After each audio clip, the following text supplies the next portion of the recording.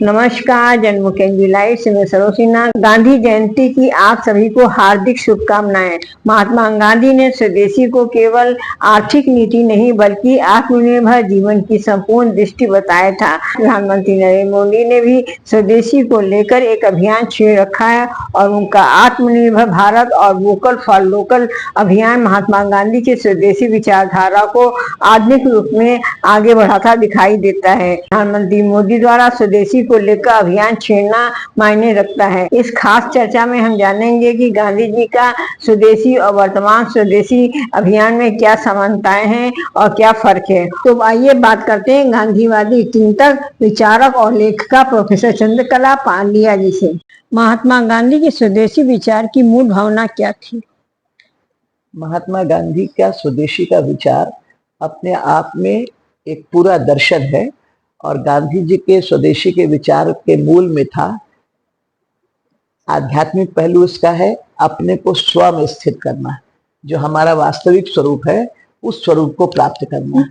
दूसरा उनका अर्थ था स्व से, कि जो स्व है जो हमारे यहाँ ही पैदा होता है और जो हमारे देश की संस्कृति है, हमारी मिट्टी से जो पैदा हुआ है उसी को जीवन में उसी को लागू करना, जिससे क्योंकि हमारी ये जिम्मेदारी है कि हम जिस राष्ट्र के सदस्य हैं वहां पर कोई भूखा ना रहे, कोई प्यासा ना रहे।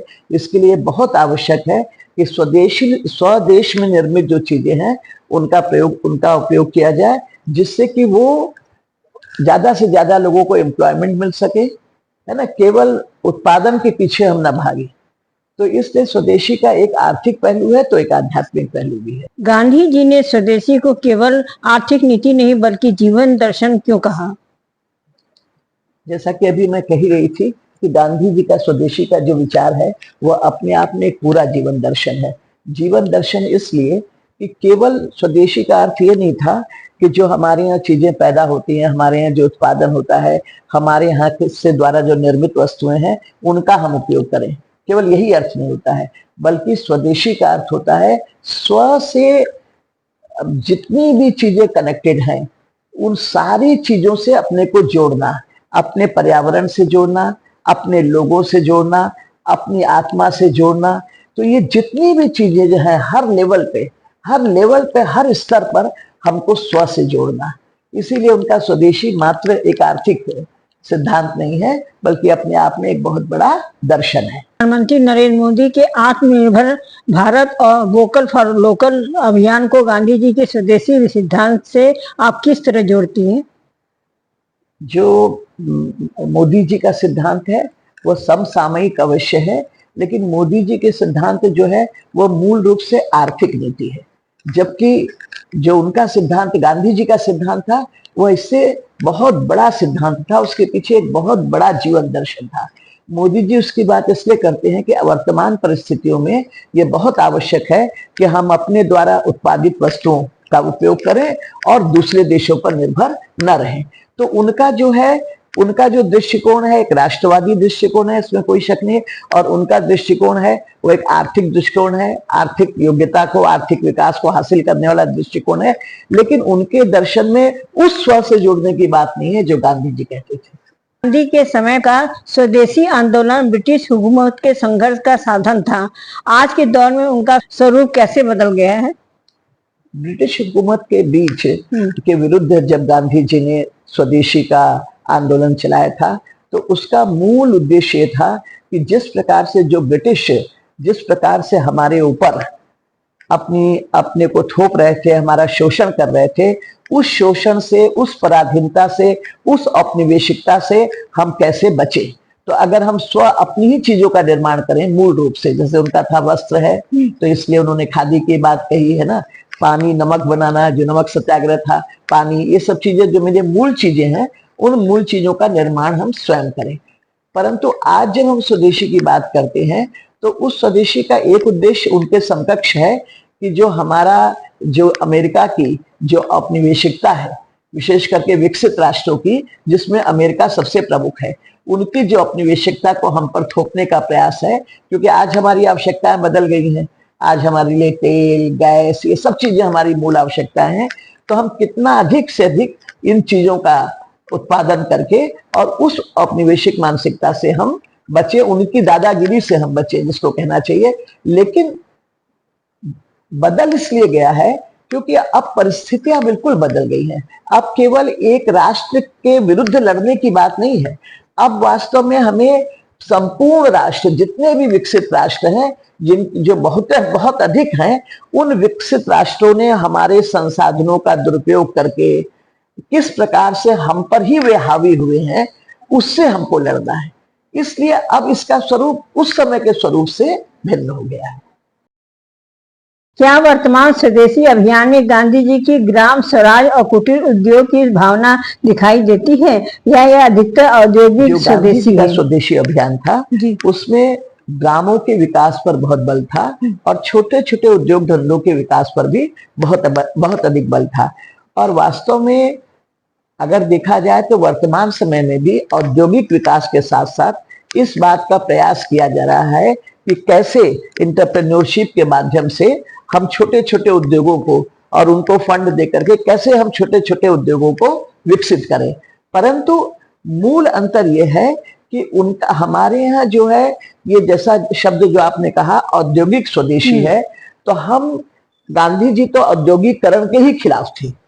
अब वर्तमान समय में औद्योगिकरण के खिलाफ होना संभव नहीं है, क्योंकि जो जिस प्रकार से आज युद्ध विभीषिका से हम गुजर रहे हैं, इसलिए हमको औद्योगिक उद्योगों के द्वारा भी हमको विकास करना है। तो इसलिए अब जो वर्तमान परिस्थितियां बदल गई हैं, इसलिए वर्तमान परिस्थिति में ये कहना बहुत आपका सही है कि ये जो है वो क्या है कि औद्योगिक स्वदेशी है। गांधी जी मूलतः औद्योगिकरण के विरोधी थे, क्योंकि उनका यह मानना था कि जो उद्योग होते हैं, जिस प्रकार के से हम लोग उद्योगों का उत्पादन करते हैं और बड़ी बड़ी चीजों का उत्पादन करते हैं, उनसे उनका कहना था कि पर्यावरण जो है वो बहुत दूषित होता है, नष्ट होता है और व्यक्ति जो है आत्मसम्मान के साथ जी नहीं पाता है।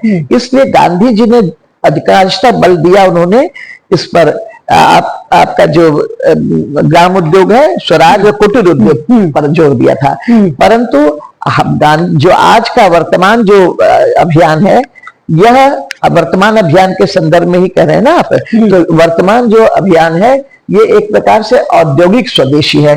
उद्योग के क्षेत्र में स्वदेशी वस्तुओं का निर्माण करना, इसलिए गांधी जी के उद्योग से उससे भिन्न है। आधुनिक वैश्वीकरण और मुक्त व्यापार के दौर में गांधी जी का स्वदेशी इतना प्रासंगिक है। वैश्वीकरण का दौर कितना भी अधिक से अधिक आ जाए, कितना भी अधिक से अधिक आ जाए, लेकिन और मुक्त व्यापार कितनी भी हम बात क्यों न कर लें, लेकिन जो गांधी जी का स्वदेशी है वो आज भी प्रासंगिक है।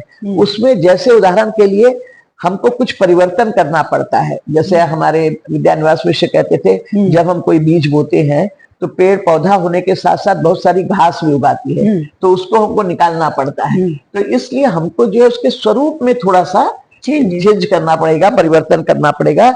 लेकिन जो गांधी जी के उसके प्रति जो मूल भावना है, मुक्त व्यापार में क्या होता है, मुक्त व्यापार हमेशा पूंजीवाद को जन्म देता है, क्योंकि जिसके पास सबसे अधिक संसाधन है वही संसाधन वाला व्यक्ति ही आगे बढ़ता है और पूंजीपति बन जाता है। तो इसलिए इस वैश्वीकरण के, परंतु गांधी जी इसके विरोधी थे। गांधी जी कहते थे कि हमको इस प्रकार की व्यवस्था को जन्म नहीं देना है जिससे कि पूंजीवाद का जन्म हो। हमको जो है ऐसी व्यवस्था को जन्म देना है जिसमें बिल्कुल कुछ हद तक जो मार्क्स ने कहा था कि प्रत्येक व्यक्ति अपनी जो उसकी क्षमता है के अनुसार कार्य करे और प्रत्येक व्यक्ति को अपनी आवश्यकता के अनुसार मिले। जो कहते थे मार्क्स ना कि each according to his ability but each according to his need, ये उनका जो नारा था मार्क्स का, वो बहुत कुछ ध्वनित होता है दूसरे रूप में। गांधी जी आत्मनिर्भर गांव की बात करते थे, जबकि आज टेक्नोलॉजी आधारित आत्मनिर्भरता पर जोर है। क्या यह गांधी के स्वदेशी विचारों से मेल खाती है? आज जैसा कि हम लोग ये देखते हैं, हम लोग आत्मनिर्भर गांव की बात करते हैं, लेकिन आज के युग में इस समय विशेषकर मोदी जी के शासन में टेक्नोलॉजी पर आधारित आत्मनिर्भरता है, क्योंकि टेक्नोलॉजी के जरिए बहुत सारी चीजों में ट्रांसपेरेंसी लाई जा सकती है और बहुत सारी चीजें ट्रांसपेरेंट हुई है, उस करप्शन को रोका जा सकता है।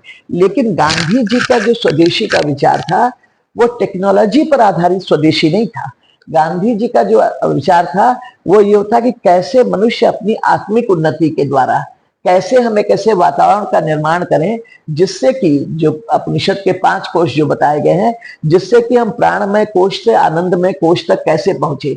तो गांधी जी जब उसकी बात करते हैं, आत्मनिर्भर बात की करते हैं, तो उस आत्मनिर्भर बात की में टेक्नोलॉजी के सहारा लेने की बात नहीं करते हैं, क्योंकि टेक्नोलॉजी के बहुत सारे ऐसे दोष हैं जिनसे गांधी जी अपने आप को दूर रखना चाहते थे। स्वदेशी के नाम पर क्या हम कभी संकीर्ण राष्ट्रवाद की ओर बढ़ने का खतरा उठाते हैं? गांधी जी इस पर क्या कहते हैं? गांधी जी इस पर आज होते तो कहते थे कभी भी स्वदेशी के द्वारा संकीर्ण राष्ट्रवाद पोषित नहीं हो सकता है। संकीर्ण राष्ट्रवाद का तो मतलब ये होता है कि हम अपने राष्ट्र के हित के लिए अन्य राष्ट्रों के हितों की कोई परवाह न करें, पर गांधी जी ऐसा कभी नहीं कहते थे। गांधी जी के स्वराज में ये जो स्व है, स्व का मतलब है वसुधैव कुटुंबकम, हर राष्ट्र से जुड़ना, हर राष्ट्र के हितों से जोड़ना, अपने राष्ट्र के हित के लिए दूसरे राष्ट्र को धाराशायी कर देना या दूसरे राष्ट्र का शोषण करना, ये गांधी जी की नीति के बिल्कुल विरुद्ध था। इसलिए गांधी जी का जो स्वदेशी है वो कभी भी संकीर्ण राष्ट्रवाद को जन्म नहीं दे सकता है। युवाओं को गांधी जी का स्वदेशी अपनाने के लिए किस प्रकार प्रेरित किया जा सकता है? हमारे युवा जो हैं वो बहुत ही, जिसको मैं कहती हूँ कि सशक्त हैं और उनमें बड़ी समझ है, और केवल वो गलत रास्ते पर इसलिए जा रहे हैं क्योंकि हम उनको वही परोसते हैं।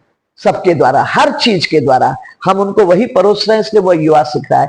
अगर उस युवा को तार्किक तरीके से ये समझाया जाए कि ये पर्यावरण और ये स्वदेशी क्या चीज है और हमें इस पर क्यों चलना चाहिए, तो मैं आपको पूरे विश्वास के कर सकती हूँ कि युवा जो है इस ओर चलेगा। हमें उन्हें प्रेरित करना होगा, हमें उन्हें बताना होगा कि आज इसका किसके क्या क्या स्वदेशी के विरुद्ध चलने के क्या क्या नुकसान है। जैसे हमारे उपनिषदों में क्या है, उपनिषद कहती है, जैसे मैं एक छोटा सा उदाहरण भी जिससे ये बात स्पष्ट हो जाएगी। जैसे उपनिषद कहते हैं कि माँ जब बच्चा कोई भी बदमाशी करता है तो माँ कहती है देखो तुम बदमाशी कर रहे हो ना, भगवान तुमको सजा देगा। तो बच्चा तो मासूम है, युवा की तरह, वो कहता है माँ से तुम हर बार भगवान का डर दिखाती हो पर भगवान दिखाई तो नहीं पड़ते हैं कहीं। तो माँ का क्या उत्तर होगा? उपनिषद कहता है आप बच्चे को कहिए बेटा जब तुमको दर्द होता है या भूख लगती है तो तुम कहते बड़ी तेज माँ भूख लगी है, बड़ी तेज दर्द हो रहा है, तो क्या उस समय तुमको भूख और दर्द दिखाई पड़ते हैं? दिखाई तो नहीं पड़ते। उसी प्रकार से वो परमात्मा एकदम पूरे हमारे वायुमंडल में व्याप्त है, वो हमें दिखाई नहीं पड़ता पर वह व्याप्त है और वह सब कुछ देख रहा है। अगर आप ये तर्क देंगे बच्चे को तो बच्चा समझ जाएगा ना, छोटा बच्चा भी समझ जाएगा। तो इसी प्रकार से युवाओं को मैंने अपने युवा विद्यार्थियों के साथ देखा है हमेशा कि जब भी उनको कोई चीज सही ढंग से समझाई जाती है तो वो उस बात को समझते हैं। हमारा दोष है और हमारे लिए बहुत आवश्यक है। गांधी आज की आवश्यकता है, आज के लिए सबसे अधिक प्रासंगिक है, और आज इस बात की आवश्यकता है कि हम आज की पीढ़ी को प्रेरित करें गांधी के रास्ते पर चलने के लिए। पर्यावरण और टिकाऊ विकास के संदर्भ में गांधी का स्वदेशी विचार आज हमें क्या दिशा देती है? आज जो पर्यावरण की समस्या है, आज जिस सस्टेनेबल डेवलपमेंट को गोल माना है यूएनओ ने, उस सस्टेनेबल डेवलपमेंट की बात भारतीय ज्ञान परंपरा में कूट कूट कर भरी हुई है। और गांधी जी सबसे बड़े पर्यावरणविद थे। उनका ये मानना था कि कोई भी स्थिति में, किसी भी स्थिति में हमें ऐसा कार्य नहीं करना है जिससे प्रकृति का दोहन हो। और आज क्या है, जैसे एक शिम्बोर्स्की है, पोलिश राइटर है, वो कहता है कि लगता है गांधी बोल रहे, वो कहता है आओ कटे हुए पेड़ों से माफी मांगे अपनी मेजें बनाने के लिए। हम क्या कर रहे हैं आज? अपनी मेज बनाने के लिए लकड़ी पर लकड़ी काटे जा रहे हैं, जंगल पर जंगल काटे जा रहे हैं, जो कि हमारी प्राण वायु है। तो आज के समय में भी जो गांधी जी जिस प्रकार की बात करते थे वह इतनी अधिक महत्वपूर्ण है। आपको विकास करना होगा, पर विकास करने का रास्ता आपका ऐसा होना चाहिए जिससे हमारा पर्यावरण कम से कम दूषित हो। हमारे सिगरा में सामने का जो पार्क है उसमें 50 पेड़ काट दिए गए, इसलिए कि एक बहुत बड़ा कॉम्प्लेक्स बनाना है। अब आप ये सोचिए, कॉम्प्लेक्स बनाना किस शर्त पर हमने बनाया? पर्यावरण की शर्त पर। हम ऐसा भी तो कर सकते थे कि ऐसा नक्शा हम पास करें जिसमें वो जो पेड़ हैं वो उसी नक्शे के भीतर उनकी सुंदरता कायम हो, उनकी जिजीविषा कायम हो और हम वो भी कर सके।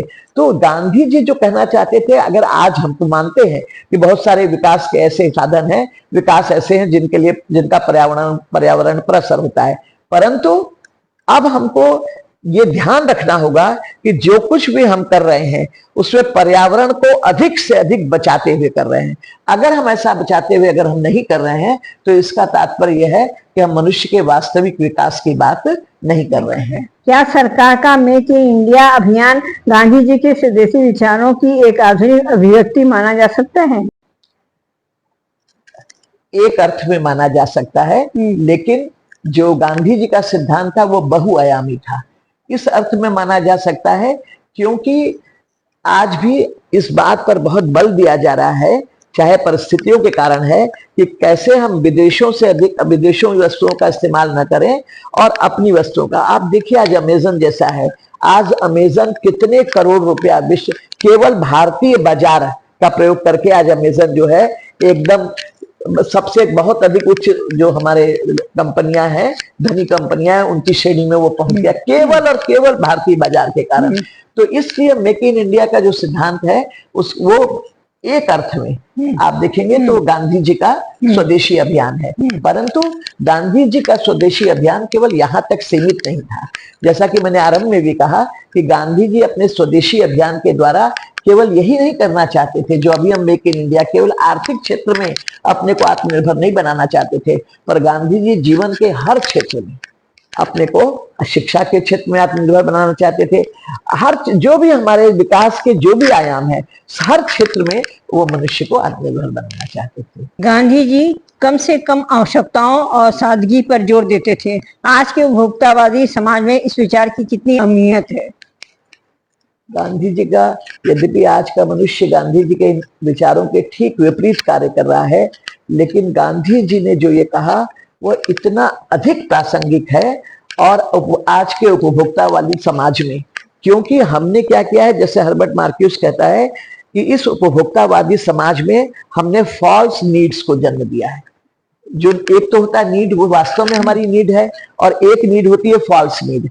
आप कहीं जाते हैं बाजार में, हमको किसी भी चीज की आवश्यकता नहीं है, लेकिन उन चीजों को देख करके जो है हम खरीद के ले आते हैं, अपने घर को कूड़ा घर बना देते हैं। वो ले आएंगे क्योंकि वो चीज बड़ी सुंदर लगे, बड़ा अच्छी लगे, और इसका परिणाम क्या होता है, उसके दो दुष्परिणाम होते हैं।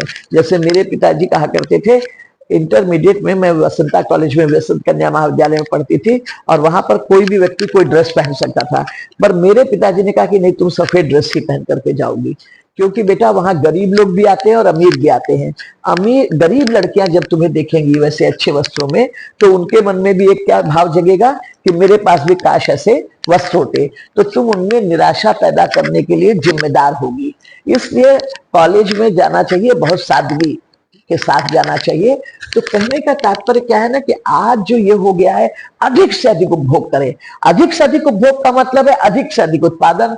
अधिक से अधिक उत्पादन का तात्पर्य यह है कि और दूसरा तात्पर्य क्या है, विदेशों से ज्यादा हम आयात करें, क्योंकि उन चीजों का, वो उपभोक्तावादी समाज में सारी चीजें आपके तो नहीं पैदा हो सकती, वो तो दूसरी जगह पैदा हो रही हैं, तो इसलिए उनसे आयातित करना।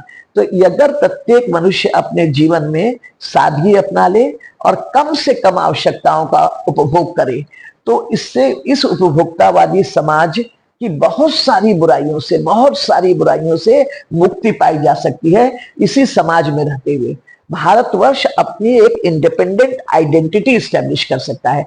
आज तो क्या है, अंधानुकरण, systematic invasion of our culture. हम जो कुछ भी वहां हो रहा है बस उसका अंधानुकरण करने में लगे हुए हैं, बिना यह सोचे कि हमारे पास जनसंख्या ज्यादा है। कनाडा और अमेरिका थोड़ी है, कनाडा में ऑटोवा में चले जाइए, पूरे सड़कों पर चले जा रहे हैं, 4-6 लोग दिख रहे हैं। जहां इतनी जनता है वहां आपकी नीतियां जनोन्मुख होनी चाहिए ना, जनता की तरफ उन्मुख होना चाहिए, जनता केंद्रित होनी चाहिए। तो इसलिए हम लोगों को जो है उपभोक्तावादी समाज के निर्माण से बिल्कुल दूर रहना चाहिए, और इसके लिए गांधी जी के जो विचार हैं वो बहुत ही प्रासंगिक है।